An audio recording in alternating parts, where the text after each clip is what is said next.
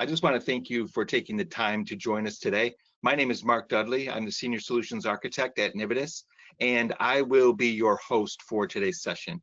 I am also joined today by Nividous President Alan Hester, who will also be presenting just some of the information in the webinar today. You have joined today's session just listening through your computer speaker system, and by default, you are in listen-only mode, meaning that you're muted, so you don't have to worry about any background noise or anything of that nature. Now, we will have a Q&A session at the end of the presentation if time allows, but feel free to submit your questions throughout the webinar. If we do not get to the session today, we will be happy to answer those questions and follow up with you individually.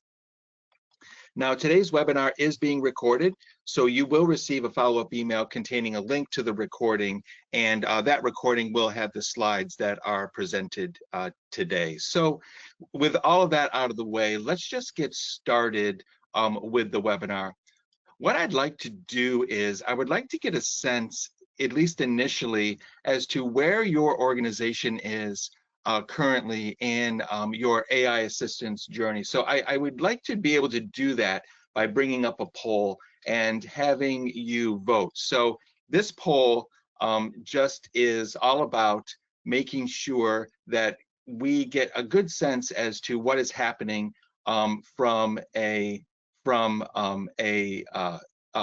your journey here. So obviously the first one is, are you just exploring or learning about AI assistance? Are you running small pilots or proof of concepts, within your department?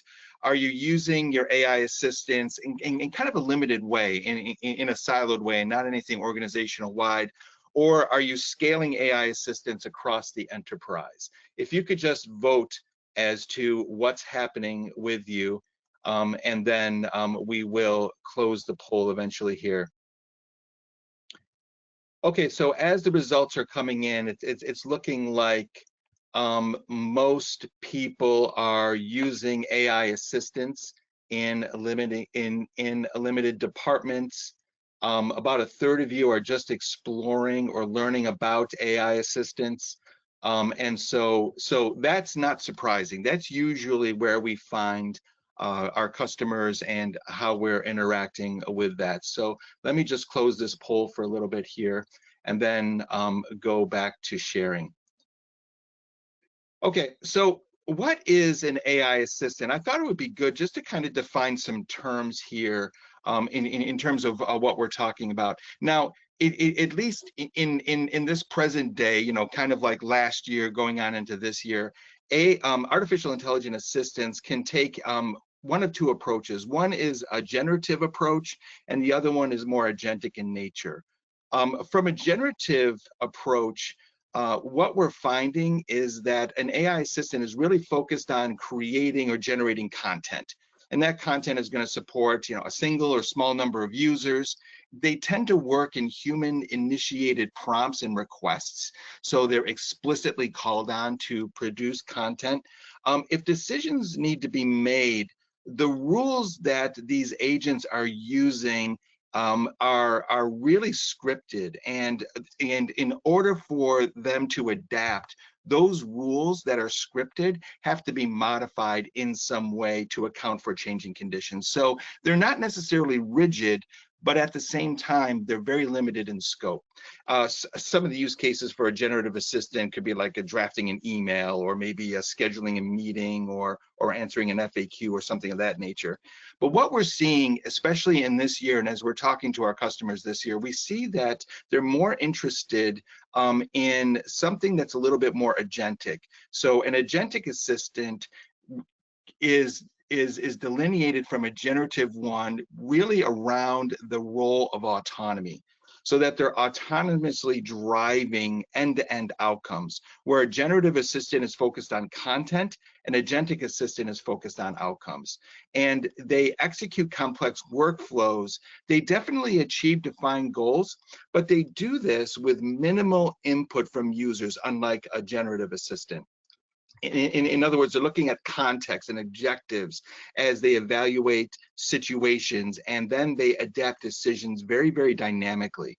And one of the interesting things is, as they are producing outcomes, these agentic assistants are improving strategies across multiple systems, and they're learning from those outcomes. So in the use case in this sense, it's kind of like maybe an end-to-end order processing, a situation, or maybe something that's an incident resolution application. We're going to be looking at that a little bit later today, or maybe supply chain coordination. So agentic and generative assistants both have their functions, and both are at a different scale. And different scope. So how does an agentic AI assistant execute these workflows and these work streams across the enterprise? Well, it starts with understanding that this particular assistant is going to use maybe natural language processing or something of that nature to understand and parse these complex human queries. Now, if people are asking for things, they don't always ask for things the same way. So the identification of intent, extracting relevant data, is all going to be accomplished through that understanding phase using NLP. Now, the analysis will then commence, and what these assistants will do is they will use connected enterprise data, things from an ERP or an EHR or a CRM, to take a look at the different business rules that are going to be part of this particular solution or this particular process. And it's going to be evaluating those business rules. It could even bring in historical patterns in order to do that. Its decision is going to be based on that analysis as it identifies just the optimal path through this particular process. And it is also going to be able to produce the rationale and explain its own recommendations as it's moving through. And then finally, after it's decided what to do, it's going to trigger the workflow. And the workflow is usually triggered in a variety of external systems. And it can even marshal a bunch of external systems together, just like a human would, as we accomplish what we need to. And it could be something like updating a database, or maybe sending a follow-up to somebody via email or instant message, or it could be processing an invoice. Oftentimes too, in the execution stage, it'll be relying on robotic process automation or some kind of API from the application in order to get that done. Also, the last two places in this particular diagram and in this particular workflow, it's going to be monitoring and tracking the completion of this process. And as it triggers the workflow in external systems, it is going to continuously monitor that execution, gathering feedback, whether it's human feedback or automated feedback, and make sure that the logic that it uses for the next path through this particular process is going to be more efficient and even producing an even better outcome through it all. Okay, so that's a little bit of an AI assistant in a nutshell. Alan is now going to talk about the business outcomes that could be positively impacted by assistants like these. Yeah, thanks, Mark, and welcome everyone. We appreciate you joining us today.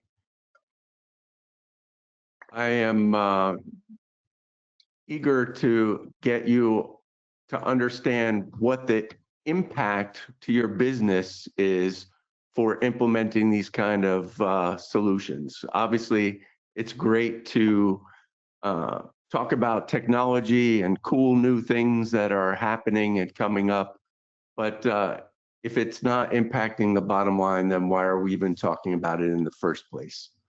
So first one, reducing errors.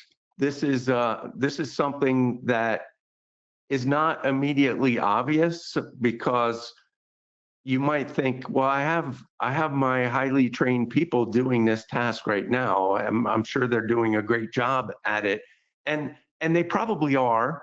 But what we find is that when people are doing these sometimes repetitive, mundane tasks over and over again, they might start out paying a lot of attention to it, and then over time, maybe that fades. And so errors can be introduced here and there into the process, that when that same step is automated, you won't see those errors happening anymore.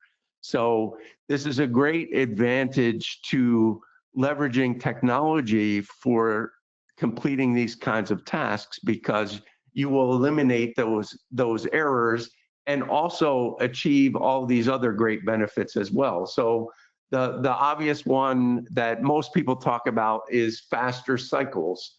And this kind of goes hand in hand with the high throughput, because the technology is able to work 24/7, 365, and your human employees aren't able to do that work in the same way. This gives you a lot of scalability beyond what humans can accomplish, not just in terms of the number of days and hours that they can work, but also the speed with which each task is performed. The real limiting factor on how quickly these tasks can be completed in terms of automation is really based on the underlying systems that the automation is operating on. So if you think about interacting with a website or a legacy application or something like that, sometimes things will go very quickly, other times things might go slowly, right? So you might have some server slowness or connectivity issues on the delivery side, and all of those things can impact an automation in the same way that it can impact you as a human user trying to complete that same task. But aside from those factors, really the automation is able to move through the process as quickly as possible. So there is no wait time or processing time that's noticeable, that's necessary on the client side to complete these automations. It's really all governed by the speed of the underlying technology that's being automated. And so that means great things, not just from the standpoint of how quickly you can get things done, but when you look at it from a scalability standpoint, you can accomplish much more in a given period of time than what you could in a given period of time with your human workers. Even if you match them up one by one or 1-for-1, the amount that you can accomplish is much more. And we're not saying that to advocate that that anyone should be getting rid of humans. What we typically see is that humans are reassigned to higher value tasks and are used for exception handling in some cases, or fine tuning or other kind of tasks that are important and that can only be done by humans. And these other tasks are handled by the technology or your AI assistants, so that you don't need to worry about those, and you don't need to worry about how hiring new people factors into being able to scale up your business over the coming year. As you think about 2026, we're at the beginning here, you probably come into it with some lofty goals about your revenue targets and how you're attempting to grow your business this year. And usually there's a part of that plan that includes adding headcount in order to accomplish it. So leveraging these kinds of technologies will allow you to achieve those same goals, only having to hire a fraction of the number of people than what you had originally planned for. Another benefit that isn't immediately obvious for implementing these AI assistants is reporting and analysis. So what you get in automating these kinds of tasks and putting an AI assistant to work for you is you get an implied, at least, workflow or process that's being followed, that's being documented each step of the way. So a lot of times these processes right now, as they're being done by humans, are done more in an ad hoc fashion. So you may not know how long each step is taking, or maybe even who's performing each step and where bottlenecks might be. So when you put these kinds of technologies in place using AI assistants, you bypass that kind of thinking and move to the point where everything is pretty well defined and there's a full audit trail behind it. So you get all kinds of reporting and after the fact analysis that you don't get in your current process. We already talked about high throughput a little bit. The other obvious one is lower cost. And obviously, there's a lot of things that factor into the lower cost when you're automating these kinds of tasks and having them done by lower cost technology in comparison to the way that they're being done today. That can certainly lower things from the cost standpoint. The other side of the equation, though, is also true, which is that in many cases, your revenue can increase and your overall profitability then is obviously increasing. So there's a lot of benefits from a dollars and cents standpoint. And then the last one we have here is very obvious, operational efficiency. And I think everyone understands why and how that's important by connecting all your systems together and automating workflows and putting those benefits in place across your enterprise. You're gaining all kinds of efficiencies. So at this point, we want to look at another quick survey, and I'll give you some time to respond to this one. This one is talking about which business outcome is currently the highest priority for your AI and automation strategy. So as choices, we have reducing the time between data insight and business action, increasing volume without proportional headcount growth, as we just talked about, moving from manual audits to self-correcting workflows, or reducing the cost to serve in core operations. So if none of those match up exactly with what's the highest priority for you, try to pick whatever one is closest, and then we'll move on. I'll just give you another couple of seconds to complete the poll.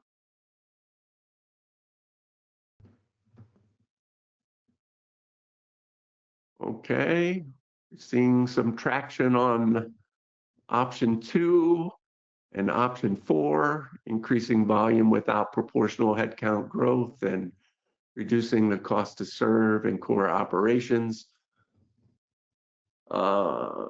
Let's not waste any more time with this. Appreciate you taking the time to respond, and we'll move forward, and I'll hand it back over to Mark, who can take us forward to the next step. Sure. Yeah. Thanks, Alan. So what we're finding in 2026 is that enterprises are moving beyond kind of these individual productivity pilots, experiments, or maybe the assistants that are isolated to particular departments, and wanting to move into a more enterprise-wide production and execution of these assistants. So there is this movement of shifting from basically human-led content creation to these agents that are autonomous. Now, if you're going to enact a strategy where it goes beyond adding AI to an existing process versus having a process that is natively artificial intelligence driven, what you would need to do is to make sure that the processes that you have in place are going to be designed for AI. So they need to have AI at the core. That often necessitates re-architecting different processes, and it absolutely necessitates looking at things like security, moving from a perimeter defense to something that's a little bit more zero trust or identity first. Just because you're going to have different agents that are going to need different scopes of activity, and also to different access to different applications as well as individuals, that's going to be a lot to manage. So an identity first, zero trust thrust for your security is going to be extremely important. In fact, it's going to be essential. And we're also seeing that these industry sovereign clouds are also beginning to play an increasing role, and these are usually for just heavily regulated types of industries, whether it be finance or healthcare or something of that nature. That is coming into play much more readily now that these agents are going to be autonomously conducting processes across your enterprise. And so what we're finding is that there is this new assistant agent enterprise that is coming online. And with these natively designed autonomous assistants, we are seeing an increasing adoption for this. In fact, Gartner said in a very recent research that 40% of enterprise applications will embed task specific AI agents by 2026. And that's way up from a 5% in 2023. So we're seeing just an exponential increase in adoption. But we're also seeing what we call a multi-agent orchestration, where different agents are going to be working together and moving beyond the single task bot or the single task agent that is very prevalent today. These orchestrated systems will have specialized agents from, for example, HR or maybe finance or supply chain, and they're all going to be collaborating together across a very complex cross-functional type of process here. And so in order for that to be enterprise-wide, these agents are going to have to be working together from different functional areas within your organization. So the question is your enterprise ready to just kind of embrace this changing landscape? And Alan's going to walk us through some of these considerations that must be accounted for in order for you to kind of take that step from something that's a little bit more siloed and departmental to something that is enterprise-wide.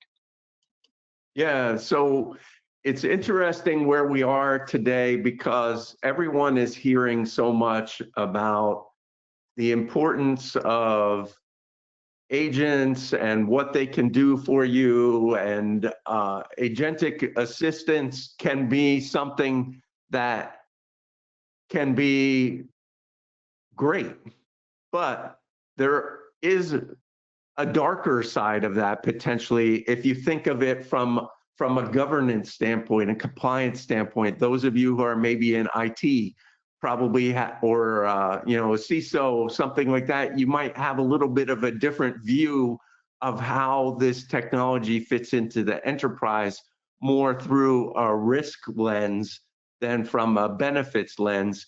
And so one of the things that you want to be really careful about is that when you're figuring out how to take all these technologies that so many of your employees are using on their desktop and being able to implement them at an enterprise level so that you can see those benefits on a larger scale, you have to consider things that people aren't necessarily considering when they're building something just on their desktop.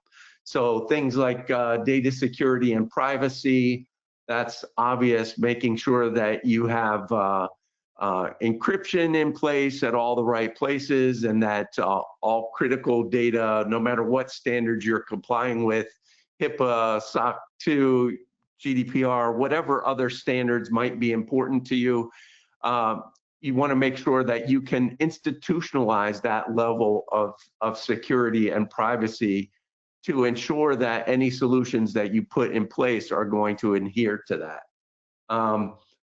The other critical thing that you have to consider is many of these technologies are going to come through the door telling you, you know what, all of those tools that you have in place right now are great, but really we can replace those. Or if you fall into this category, you may say, oh, you know what, that ERP that we've spent $10 million on, I saw an article yesterday that said I could use Claude Code to rebuild that in a day.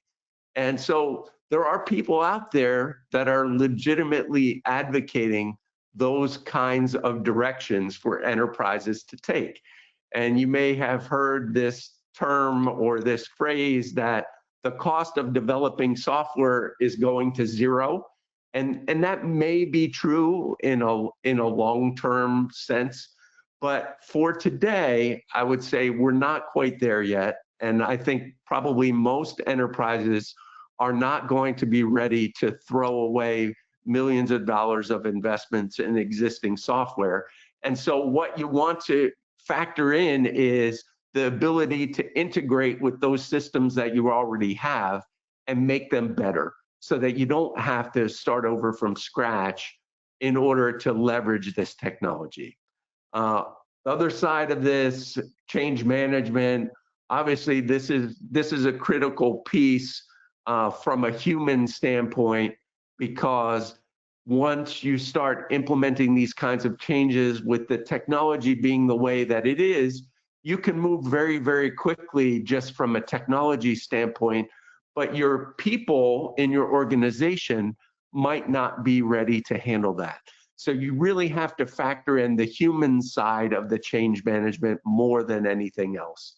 And then the final piece is looking at platform scalability, because when you're dealing with these things at an enterprise level, it's far different from just someone sitting on their laptop that sets something to run while they go off to lunch, and they're happy if they come back and it's completely done, right? So you might have different standards of performance that govern how scalability should work on an enterprise level. So let's look at some specific applications across different kinds of enterprises. And I know that our audience today is coming from various backgrounds, including these two categories: banking, finance, and insurance, healthcare, and pharmaceutical. We also have some manufacturing people joining us today. And these are not by any means exhaustive lists of how this technology can be used today, but these are just some high-level examples to start you thinking about how in your enterprise you might be leveraging this. So in banking, finance, and insurance, autonomous fraud protection, algorithmic trading, personalized financial advice. I think you can just look at the news and you can see all kinds of cases for this kind of way to leverage this technology today. And there are far, far more. A common one in banking, finance, insurance, and healthcare and pharmaceutical is this whole idea of onboarding, offboarding, not just from a personnel standpoint, but also from the standpoint of vendors. Those kinds of things are often very time consuming, involve a lot of systems, and those are great use cases for AI assistance as well. Healthcare and pharmaceutical, we also have this AI-driven resource optimization, which is related, drug discovery and personalized treatment planning. Let's just go on. We have one more page of examples in a couple of different areas: logistics and manufacturing. Logistics, intelligent transportation orchestration. All you have to do is order something from Amazon today, and you can see this at work in your real life in terms of how quickly you can get something delivered to you. Also, dynamic warehouse management, fleet optimization. Tons of opportunity in both logistics and manufacturing for this kind of technology. Autonomous supply chain management, predictive maintenance, and independent quality control systems. We'll see some of this in more detail when Mark gets to his example, which he's going to talk about next. Yeah, thanks, Alan. Yeah, so let's get very, very specific about a particular application of these AI assistants on an enterprise level. We had the opportunity to work with a global pharmaceutical company to automate its complaint management. Now, for those of you who are in healthcare and kind of life sciences, this compliance challenge is going to feel very, very familiar to you. This particular pharmaceutical company had 7 full-time people that were processing 1,000 plus monthly complaints. And these complaints obviously were unstructured. It wasn't like they were checking off check boxes and the like, but they were typing a lot of free text in there in their complaints. And so there was a lot of imprecision in the categorization and the logging of these complaints, which was a big problem because they had very, very stringent turnaround times that were mandated by certain regulatory bodies. And also too, because there wasn't a lot of organization as to how these complaints were being managed, follow-ups, lack of tracking, missed and delayed complaints were just part of the daily nature of what was going on. So what we ended up doing was we ended up using a native generative AI and machine learning AI component for the categorization of those complaints and making sure that we were extracting the appropriate data so that the right action could be taken on those complaints. We had to integrate SAP and get content into there, as well as a ticketing portal in order to make sure that everything was being tracked appropriately. Now, that turnaround time compliance was also extremely important. So the logging of the action that was taken on that complaint as it moved through the system was extremely important from that standpoint. And also from an automation perspective, we were able to automate the assignment and escalation of those complaints, as well as any follow-ups with internal stakeholders or the customers for this pharmaceutical company. So in a nutshell, we were able to reduce manual efforts by 62% and improve process turnaround time by 75%, but also too, we had a 90% improvement in the visibility into those complaints, given the organized nature of the process and having these AI assistants and humans working together. So I kind of wanted to bring up this flow chart because what it shows is at the beginning, it shows some really excellent automation in order to categorize, to extract content from those complaints. And so we used a combination of robotic process automation to interact with those applications in the email system, as well as our SmartBot technology to classify and categorize that email or that complaint, and also to extract that content. And you'll notice that throughout this particular process, there is very, very little human involvement, and that was by design, because as Alan has mentioned, us humans, we're very inefficient. We get distracted. We err more often than we would like to admit.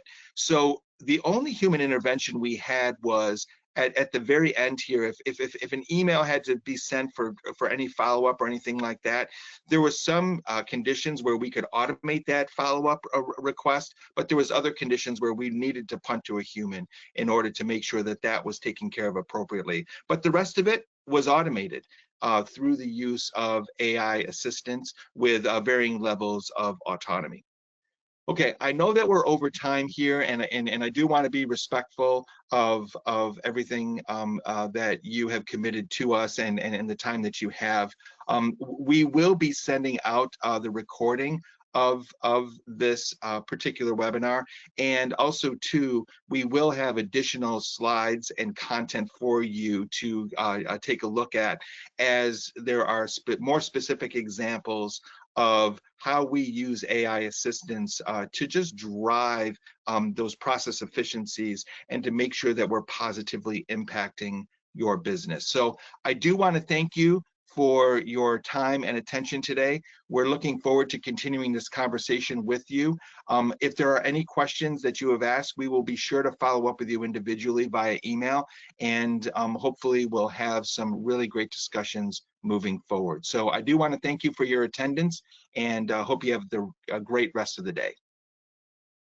Yeah, thanks everyone. Thanks, Mark.